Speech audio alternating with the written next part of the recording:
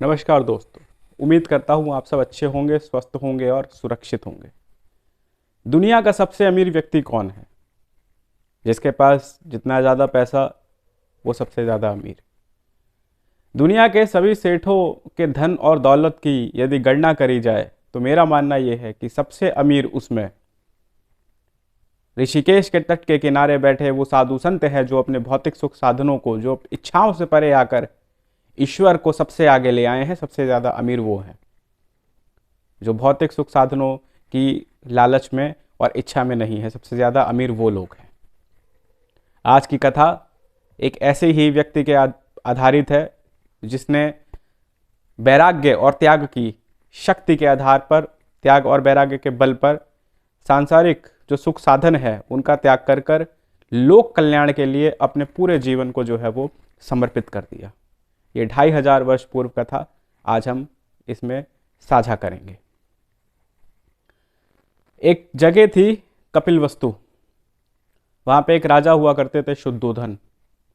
तो शुद्धोधन की महारानी यानी कि माया एक दिन अपने तालाब में स्नान कर रही थी, और उन जहाँ पे वो स्नान कर रही थी तालाब में, वहाँ पे बतख वगैरह जो है और कई तरीके के फूल जो है, कमल के फूल जो है वो तैर रहे थे। तभी अचानक वो देखती हैं कि सामने से एक सफ़ेद हाथी आता है, उनको प्रणाम करता है और उनके गर्भ में जो है वो समा जाता है। ये सपना था उनका, लेकिन हमारे उपनिषद में और हमारे भारतीय परंपरा में सपनों का भी अर्थ निकाला जाता है।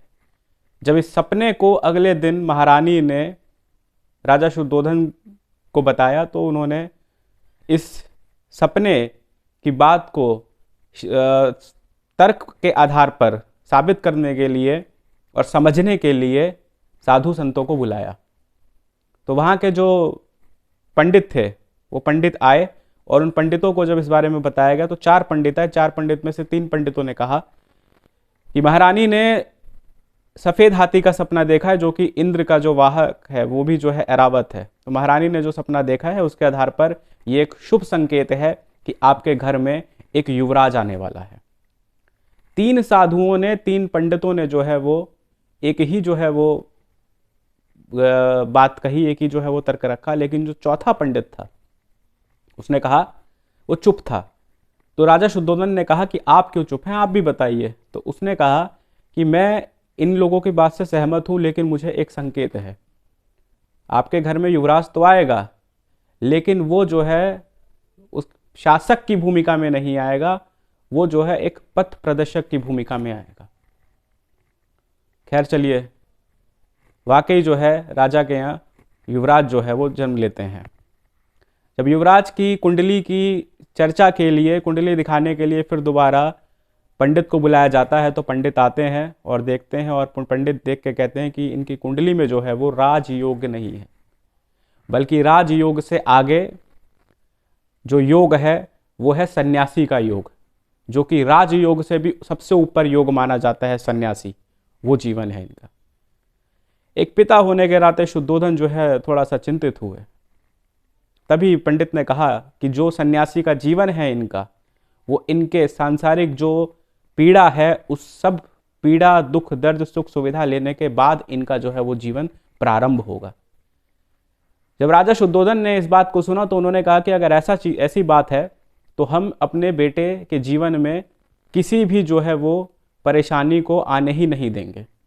3 ऋतु के हिसाब से 3 महलों का निर्माण हो गया, ये गर्मी के लिए, सर्दी के लिए और ये बरसात के लिए। राजा का जो पुत्र था, युवराज जो था सिद्धार्थ, उसका विवाह हुआ, उसको भी एक पुत्र हुआ। आराम से अपने जीवन में जो है वो जीने लगा। राजा को अब लगा कि पुत्र जो है वो अपने जीवन में है, अब सब कुछ ठीक हो गया है।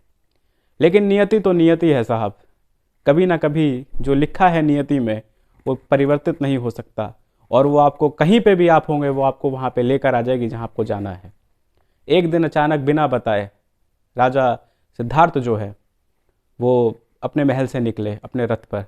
तभी अचानक कुछ दूर वो गए थे कि उन्होंने देखा कि किसी व्यक्ति की शव यात्रा जा रही थी, और जो उस यात्रा में शामिल थे जो लोग, वो रो रहे थे। तभी उसने अपने जो रथ चालक था उससे पूछा कि ये क्यों रो रहे हैं, क्या हुआ? तो उसने कहा कि साहब ये इसके परिजन हैं और इस व्यक्ति की मृत्यु हो गई है और ये उसके दुख में रो रहे हैं।